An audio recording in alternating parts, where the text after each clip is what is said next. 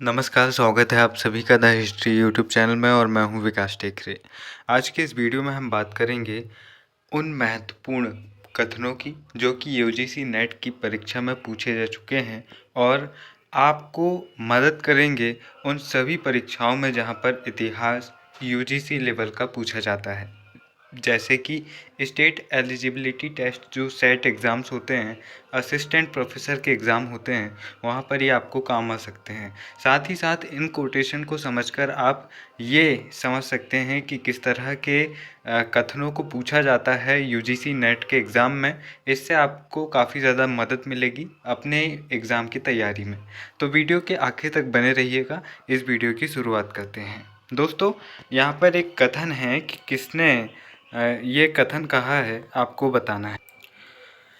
विश्वविद्यालय मानवतावाद, सहिष्णुता, विवेक, बुद्धि, विचारों के साहस और सत्य की खोज का प्रतीक है। यह सदैव उच्चतर लक्ष्यों की दिशा में मानव जाति के अग्रवर्ती मार्ग का प्रतीक है। यदि विश्वविद्यालय अपने कर्तव्य पर्याप्त ढंग से निभाते हैं तो यह राष्ट्र और जनता के लिए शुभ होगा। यह कथन है भारत के पहले प्रधानमंत्री श्री पंडित जवाहरलाल नेहरू जी का। उनका मानना था कि विश्वविद्यालय जो होते हैं वो स्कूली शिक्षा के बाद एक ऐसे स्टेज में एक विद्यार्थी को मिलते हैं जहाँ पर न केवल उसका शरीर परिपक्व हो रहा होता है बल्कि वो भी मानसिक रूप से काफ़ी ज़्यादा सक्षम हो रहा होता है और अपने परिवार के अलग अपनी एक छवि बनाने का प्रयास करता है। अगर इस समय पर विश्वविद्यालय एक बेहतरीन शिक्षा प्रणाली उपलब्ध कराने में सक्षम हुए तो हम बहुत अच्छे समाज का, बहुत अच्छे राष्ट्र का निर्माण कर सकते हैं। ये मानना था पंडित जवाहरलाल नेहरू का। पंडित जवाहरलाल नेहरू का एक कोटेशन भी पूछा जाता है। वैसे तो इनके काफ़ी कोटेशन हैं। इनका एक कोटेशन है कि क्रिप्स प्रस्ताव एक ऐसा बैंक का चेक है जो कि दिवालिया हो चुका है और टूट रहा है। इस तरह का उनका एक कोटेशन है। असल में महात्मा गांधी जी ने क्रिप्स प्रस्ताव को कहा था कि यह दिवालिया हुए बैंक का पोस्ट डेटेड चेक है। क्या? क्रिप्स प्रस्ताव, क्योंकि उसकी कुछ ऐसी शर्तें थी जो ये कहती थी कि भाई अभी आप हमारा द्वितीय विश्व युद्ध में साथ दे दो, बाद में हम आपके लिए ये कर देंगे, वो कर देंगे। तो महात्मा गांधी जी कहते हैं का कहने का मतलब ये था कि भाई आप तो शुरू से ही हमको ऐसी ढील दे रहे हो कि भाई हम ऐसा कर देंगे, वैसा कर देंगे, लेकिन आप कर कुछ नहीं रहे हो। तो उसी में पंडित जवाहरलाल नेहरू जी उसी कोटेशन में अपनी कुछ और बातें ऐड कर देते हैं और कहते हैं कि एक ऐसा बैंक जो टूट चुका है उसका पोस्ट डेटेड चेक उन्होंने कहा था। अगला कोटेशन हम देखते हैं। यदि हम आहार में निकले लोहे की बात छोड़ दें तो भारत में प्रारंभिक तौर पर स्तर हेतु सभी कार्बन 14 तिथियां करीब 1000 ईसा पूर्व अथवा इससे थोड़ा पहले की आती हैं। यह मत किसका है? तो यह है इरफान हबीब जी का। अब यहाँ पर ये चीज़ समझिए कि कार्बन 14 क्या होता है। तो ये जो कार्बन 14 है या C14 है, 14C है, ये जितनी भी जीवित चीज़ें होती है ना, मृत्यु के बाद धीरे धीरे उनमें से कार्बन निकलना शुरू होता है। अब इस पद्धति में ये पता लगाया जाता है कि कितने समय से वो कार्बन निकल रहा है। जितने ज़्यादा समय से वह निकल रहा है वह वस्तु उतनी ही पुरानी हो मानी जाती है। ठीक है। अब इसकी खोज या फिर इसका आविष्कार किसने किया था इस पद्धति का? तो इस पद्धति का आविष्कार करने का श्रेय जाता है लीवी को। विल्फ्रेड लीवी उनका नाम है और इस खोज के लिए उन्हें नोबेल पुरस्कार भी मिला था। उन्होंने इस पद्धति का इजाद किया था। अगला कोटेशन देखिए।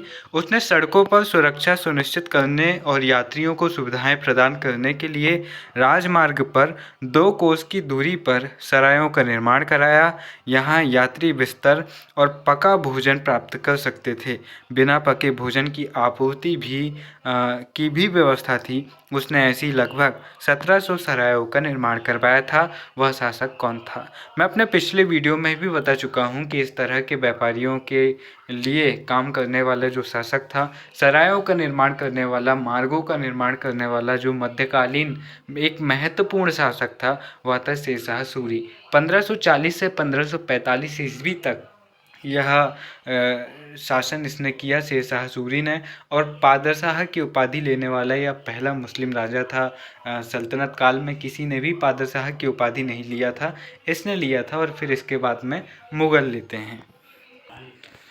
अब दोस्तों, इस वीडियो के दौरान या फिर मेरे भी जितने वीडियो आप देखते हैं, अगर आपको कहीं भी ऐसा लगे कि भाई फैक्ट थोड़ा सा गलत है या मैंने कहीं कुछ गलत कहा हूँ, तो आप कमेंट बॉक्स के ज़रिए मुझे सूचित कर सकते हैं ताकि मैं अपनी गलतियों को सुधार सकूँ। क्योंकि कई बार फ्लो में कुछ चीज़ें गलत हो जाती हैं। जब मैं अपने पुराने वीडियोस देखता हूँ जहाँ मुझे गलती समझ में आती है, तो मैं बाकायदा कमेंट बॉक्स में जाकर उस गलती को सुधार करने के लिए मैसेज लिखता हूँ, सही जानकारी देता हूँ। अगर आपको इस तरह के वीडियोस में अगर आपको कोई जानकारी में गलत चीज़ें समझ में आए, तो आप बिल्कुल मुझे कमेंट बॉक्स में बता सकते हैं ताकि मैं अपनी गलती सुधार सकूं और बहुत सारे लोग गुमराह होने से बच सकें। अब हम आगे बढ़ें तो देखते हैं कि समाजशास्त्रियों ने यह बताया है कि जातियां भी संस्कृतिकरण के रूपों के अंतर्गत अपने व्यवसायों के साथ साथ अपने दर्जे में कैसे परिवर्तन करती है। तो संस्कृतिकरण का सिद्धांत जो प्रतिपादित करने वाले व्यक्ति थे वो थे M.N. श्रीनिवासन। तो संस्कृतिकरण से जुड़े किसी भी मुद्दे में इनका बहुत ज़्यादा महत्वपूर्ण योगदान है। तो इनका नाम है M.N. श्रीनिवास। किसने यह लिखा है कि कांग्रेस का जन्म एक षड्यंत्र के तहत हुआ था जिसका उद्देश्य था भारत में एक लोकप्रिय जन उभार को पहले से रोकना, और पूंजीपति नेता इसमें शामिल थे। ये जो कथन है ये है R.P. दत्त का। दोस्तों, समस्त इतिहास समकालीन इतिहास है, ये कथन है बेनेडिटो क्रोचे का। मैं चाहता हूँ कि अलग अलग रेजिमेंटों में भिन्न और प्रतिस्पर्धी भावना रहे ताकि आवश्यकता पड़ने पर सिख हिंदू पर और गोरखा उन दोनों पर बिना हिचक के गोली दाग सके। यह कथन किसका है? तो यह कथन है चार्ल्स वुड का। और इस तरह का कथन बताता है कि किस तरह के सांप्रदायिक तनाव को पैदा करना अंग्रेज़ों का एक मुख्य उद्देश्य था। 19वीं सदी में सामाजिक परिवर्तन के बारे में निम्नांकित कथन किसका है? सामाजिक मुक्ति की दिशा में हुई समस्त प्रगति अवस्था विधि से अनुबंध विधि में और परिवार और जाति व्यवस्था के नियंत्रणों से व्यक्ति की स्वेच्छा जनित स्व आरोपित नियंत्रणों में परिवर्तन का सूचक है।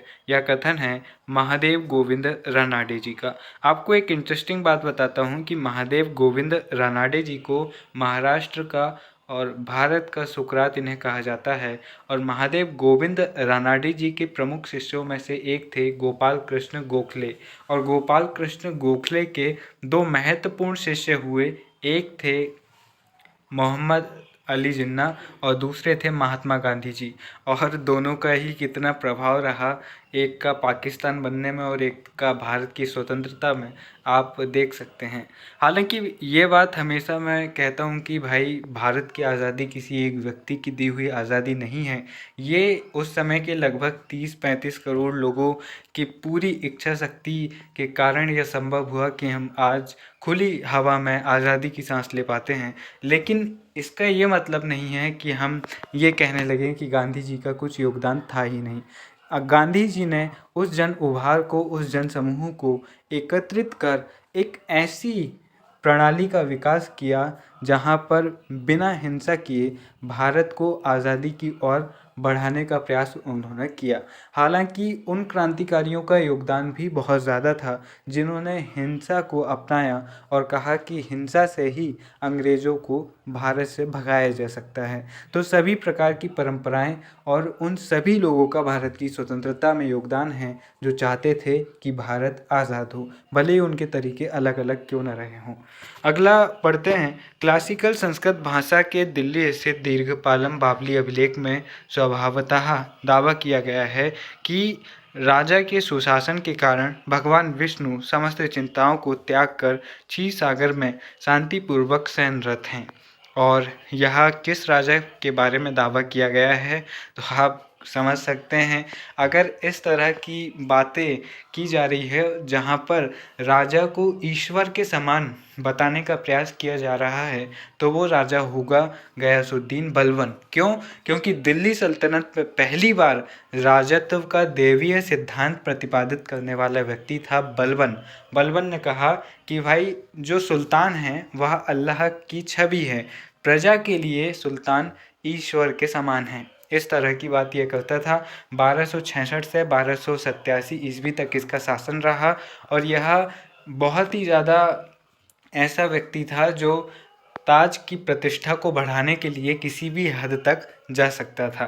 ठीक है, तो अगर सवाल इस तरह का हो कि दिल्ली सल्तनत का कोई शासक है और उसके बारे में कहा जा रहा है कि वह ऊंच और नीच में, मतलब कि गरीब और अमीर में बहुत ज़्यादा फ़र्क रखता है और साथ ही साथ अपने आप को बहुत ही ज़्यादा बड़ा बताने का प्रयास करता है, तो इसमें काफ़ी ज़्यादा संभावना रहेगी कि उसका आंसर बलबन हो।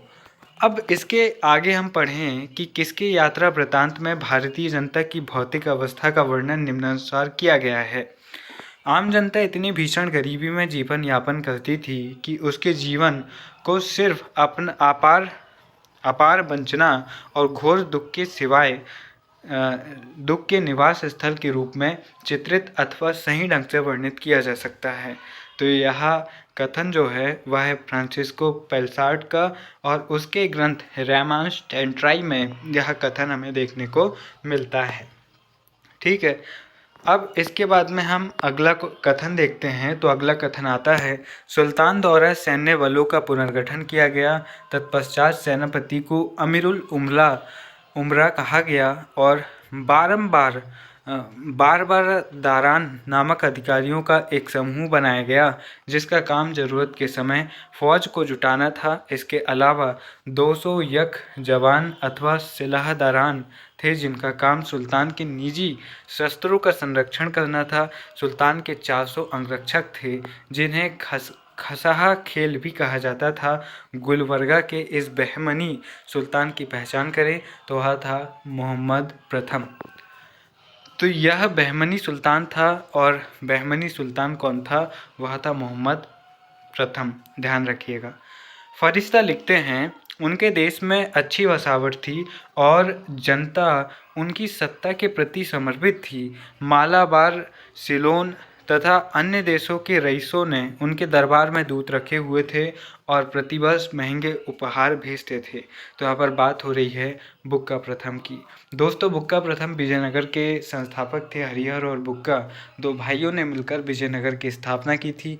विजयनगर उनके गुरु विद्यारण्य के नाम पर उन्होंने विजयनगर शहर की स्थापना की थी और यह आगे चलकर इनकी राजधानी बनी। और साथ ही साथ में आने वाले जो प्रमुख वंश थे, चूँकि हरिहर और बुक्का इनके पिता के नाम पर इनका वंश जाना गया, संगम वंश, फिर आता है सलू वंश, फिर तुलु वंश, अराविडु वंश।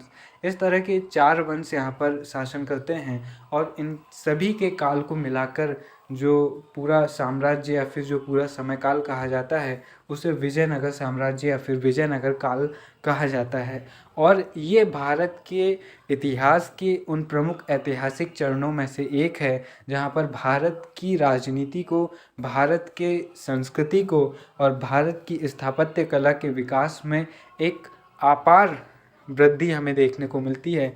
इसलिए विजयनगर का बहुत ज़्यादा इम्पॉर्टेंट रोल होता है दक्षिण भारत के इतिहास में, संपूर्ण भारत के इतिहास में, और इसकी शुरुआत इनसे होती है। ठीक है, तो मोहम्मद बिन तुगलक के शासनकाल में इसकी स्थापना होती है। मोहम्मद बिन तुगलक दक्षिण भारत में विजय करता है और दिल्ली सल्तनत में सबसे ज़्यादा साम्राज्य विस्तार मोहम्मद बिन तुगलक के समय ही होता है। हालांकि उसके समय पर बहुत ज़्यादा विद्रोह होते हैं और वह कहता है कि मेरा राज्य बीमार हो चुका है, मैं सर दर्द ठीक करता हूँ तो पैर दर्द शुरू हो जाता है। इस तरह की बात मोहम्मद बिन तुगलक करता है। अब इसके बाद में देखते हैं उस सुल्तान की पहचान कीजिए जिसने काजी की सलाह पर शरीयत को कार्यान्वित करने से इनकार कर दिया। वह था अलाउद्दीन खिलजी। जब हम पद्मावती और चित्तौड़ विजय की कहानी सुनते हैं तो हमें कहीं ना कहीं लगता है कि बहुत ज़्यादा धार्मिक कट्टर सोच का व्यक्ति रहा होगा, औरंगज़ेब टाइप का। तो ये ध्यान रखना कि ये जो अलाउद्दीन खिलजी था 1296 से 1316 ईस्वी तक इसने शासन किया। खिलजी वंश का दूसरा शासक था, अपने चाचा जलालुद्दीन खिलजी की हत्या करके गद्दी पर बैठा था। इसकी जो व्यवस्था थी बहुत ही ज़्यादा कठोर थी और ये मानता था कि मुझे नहीं पता कि क़यामत के दिन खुदा मेरे साथ क्या करेगा, लेकिन अगर व्यवस्था सुधारने के लिए मुझे उलेमाओं की बात को टालना पड़े तो भी मैं टालूँगा। इस तरह की बात ये करता है और साथ ही साथ ये धर्म को, जो धर्म है उसके प्रभाव को कम करने का प्रयास करता है।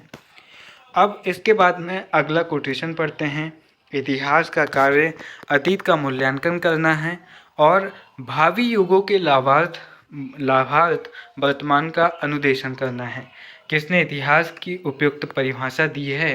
तो यह परिभाषा दी है जी.पी. गूच ने।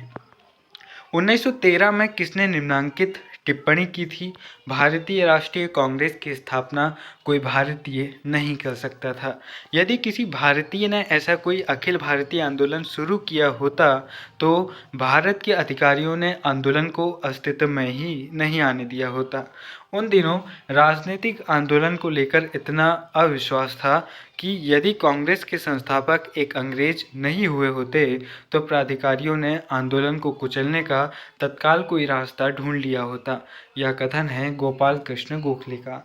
गोपाल कृष्ण गोखले यहाँ पर कहते हैं कि भाई डफरिन के समय पर जो ए ह्यूम हैं उन्होंने 1885 में कांग्रेस की स्थापना की, लेकिन अगर वो ना होते और कोई भारतीय व्यक्ति इस तरह की एक राष्ट्रव्यापी संस्था का विकास करता और फिर उसके जरिए अंग्रेज़ों से सुधारों की मांग करता तो अंग्रेज इतने उदार नहीं थे कि बड़ी विनम्रता से उनकी मांगों को स्वीकार कर लेते।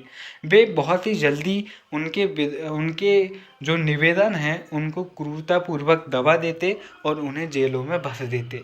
लेकिन ये सब इसलिए नहीं हुआ क्योंकि इसका संस्थापक एक अंग्रेज़ था और कहीं ना कहीं इसके पीछे अंग्रेज़ सरकार का भी समर्थन था। और यहाँ पर कुछ थ्योरी भी आती है, ठीक है, जो हम कांग्रेस की स्थापना में पढ़ते हैं। अब हम आगे देखते हैं। मेरी सीमा क्षेत्र में सो कोह भी पूरी तरह से मेरी आज्ञा के अधीन नहीं है। सुल्तान अलाउद्दीन खिलजी यह शिकायत किससे कर रहा है? तो वह यह शिकायत काजी मुगुसुद्दीन से कर रहा है, क्योंकि इसके समय पर इतनी ज़्यादा आर्थिक स्थिति खराब थी कि एक तो आर्थिक स्थिति बहुत ज़्यादा खराब थी जिसको ठीक करने के लिए बाजार व्यवस्था लेकर आता है, और जो प्रशासनिक व्यवस्था थी वो भी बहुत ज़्यादा खराब थी। लोग बार बार विद्रोह कर रहे थे, बहुत ज़्यादा विद्रोह इसके समय पर भी होते हैं, विद्रोह कर रहे थे और बात नहीं मान रहे थे। तो ये अपनी लाचारी को प्रकट करते हुए काजी मुगुसुद्दीन से ये बात कहता है। काजी मुगुसुद्दीन जो कि दिल्ली का मतलब इनका एक प्रमुख काजी था। अब इसके बाद में अगला कथन देखिए। किसने बंगाल के विभाजन का उद्देश्य इन शब्दों में व्यक्त किया है कि संयुक्त बंगाल एक शक्ति है, विभाजित बंगाल अलग अलग दिशाओं में जाएगा। H.H. रिजले का यह कथन है और इस कथन के आधार पर आप समझ सकते हैं कि 1905 में हुआ बंगाल विभाजन किस तरह से धार्मिक उन्माद को बिगाड़ना था, किस तरह से हिंदू मुस्लिम करना था, जिसके आधार पर अंग्रेज ये सोचते थे कि भाई इस तरह से अगर हम करेंगे तो सांप्रदायिकता बढ़ेगी और हिंदू मुस्लिम आपस में लड़ेंगे और बंगाल विभाजन करके हम स्वतंत्रता संग्राम को कमज़ोर कर देंगे।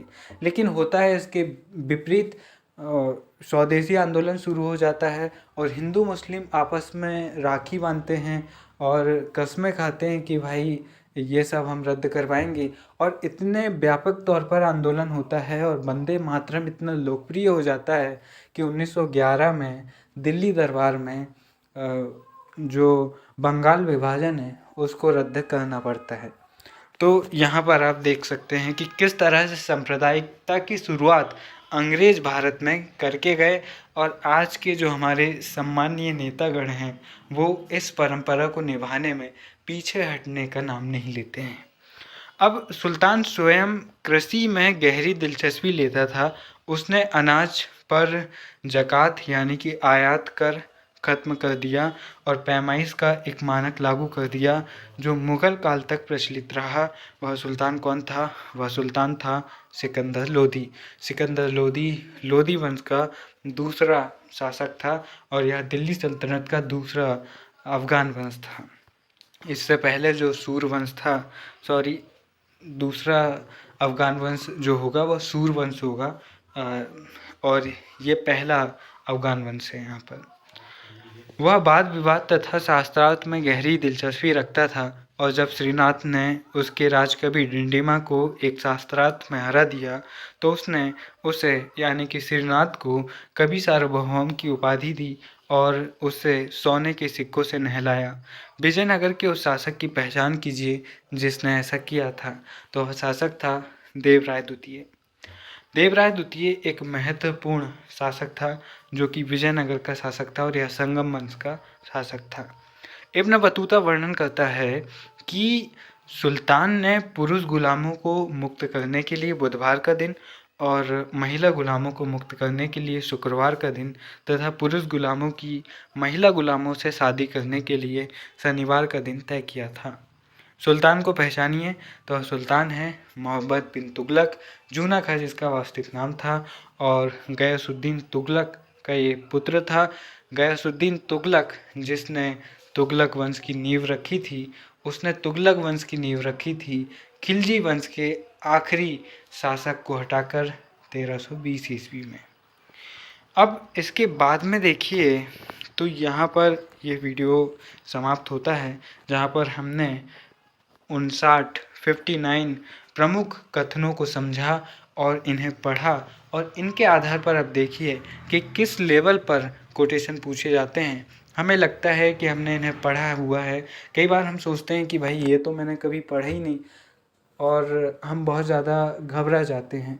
उस समय पर आप सोचिए, कोटेशन को 1-2 बार पढ़िए और फिर उसके बाद में ऑप्शन को पढ़िए और फिर ऑप्शन के बारे में विचार कीजिए कि इस तरह का व्यक्तित्व किस शासक का हुआ होगा या हो सकता है। उसमें बहुत ज़्यादा संभावना होती है कि आप सही उत्तर तक पहुंच सकते हैं। तो मुझे उम्मीद है कि इस वीडियो से आपको काफ़ी फ़ायदा मिलेगा। फिर मिलेंगे अपने किसी और वीडियो में। नमस्कार, जय हिंद।